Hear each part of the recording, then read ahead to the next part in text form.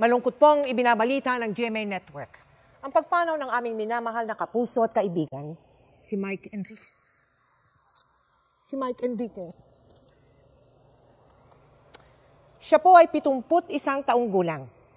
Si Mike po ay halos 2 dekada nating nakasama gabi-gabi dito sa 24 oras. Mahigit 20 taon din siyang naging host ng public affairs program na investigador. Si Mike po ay nagsilbing presidente ng RGMA Network Incorporated at naging Senior Vice President and Consultant for Radio Operations ng GMA. Siya rin po ang host ng Super Balita sa umaga at saksi sa Double B, sa Super Radio DZBB.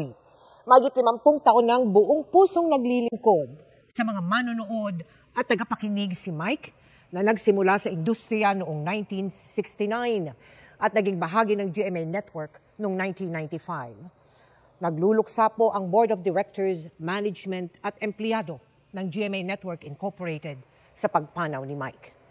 Ayon sa GMA Network, ang kanyang dedikasyon sa industriya ay magsisilbing inspirasyon sa lahat.